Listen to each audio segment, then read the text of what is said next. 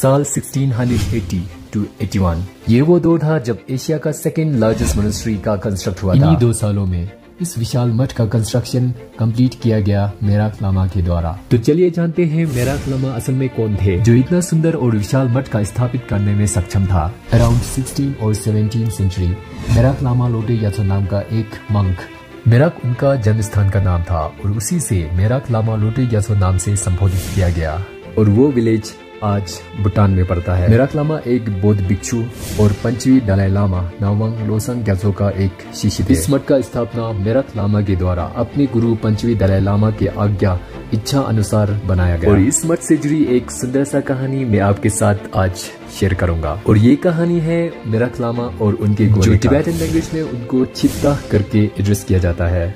इसका मतलब है राइडिंग हॉर्स यानी कि उनकी सवारी। और यहाँ पर मैं उनको चित्ता करके एड्रेस करूंगा जो कि आपको समझने में आसान हो।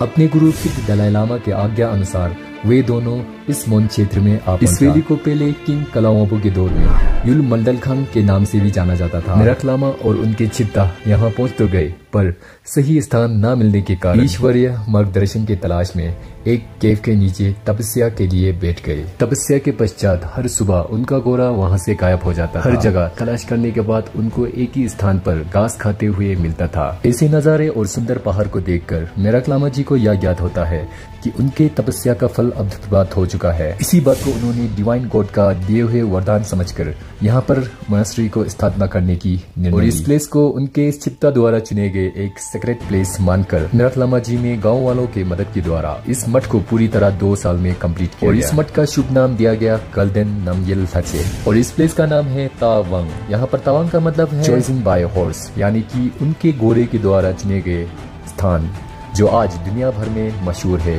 तावांग के नाम से। चलिए एक और मजेदार कहानी आपको सुनाते हैं।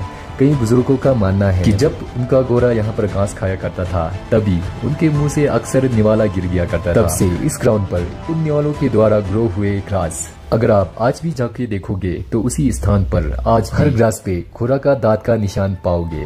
ये हमारा एंसेस्टर्स का एक बिलीफ है जो आज भी आप जाके देखोगे तो वहाँ पर कुछ ऐसे ग्रास पाओगे जो घोड़ा का दांत का निशान बना हुआ है। ऐसे दिव्य घोड़ा जो हमें इतनी सुंदर स्थान का पता दिया।